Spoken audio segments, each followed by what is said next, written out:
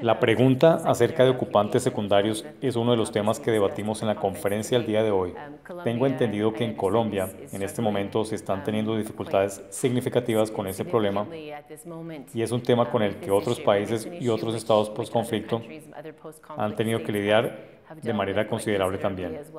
Los principios Pineiro en materia de vivienda y restitución de propiedad para refugiados y personas internamente desplazadas fueron aprobados por la Asamblea General de las Naciones Unidas en 2005.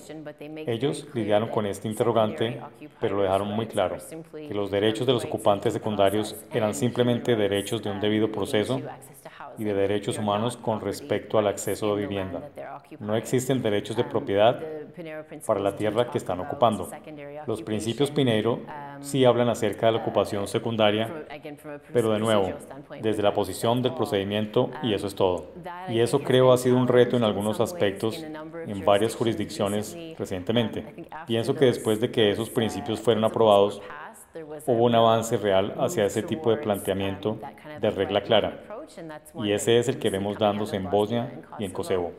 Lo que empezamos a ver ahora es que no siempre funciona, que no necesariamente está alineado con las realidades en particular en una situación post-conflicto. Y escuchamos bastante aún hoy, como cada caso en particular es diferente, y aún más para cada zona de conflicto. Para cada país que ha pasado por esto es diferente. Entonces tiene que haber algo de flexibilidad, y con lo que han tenido dificultad ahora en algunas jurisdicciones como Colombia, entiendo, es hasta qué grado se reconocen los derechos de los ocupantes secundarios, para que sea un derecho de propiedad también. ¿O hasta qué grado el pasar del tiempo supone que hemos llegado a un punto en donde debería haber un reconocimiento de los derechos de algunos ocupantes secundarios? ¿Y qué hacemos con eso? ¿Significa esto que en algunos casos los ocupantes secundarios se quedan en la propiedad donde están?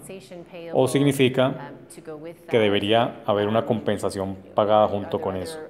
¿O esas alternativas que debemos revisar? Cosas como una línea compartida, por ejemplo. ¿Y cómo hacemos para reconocer que de pronto hay dos grupos de derechos y ambos deben ser reconocidos? De mi propia experiencia, en especial en Kosovo, después del fin del conflicto allá en el 2000, hubo un acuerdo de paz en el que, entre otras cosas, se reconoció el derecho de los refugiados y de los IDPs de regresar a sus casas y el derecho de que sus propiedades se les restituyeran. Y ahí también el enfoque fue claro en cuanto a la restitución en especie. Y eso significa devolver las propiedades libres de conflicto a los propietarios también libres de conflicto. Muy poca, en serio, muy poca atención se le puso a los ocupantes secundarios desde la perspectiva del derecho de propiedad. Allá se montó un proceso para desalojos.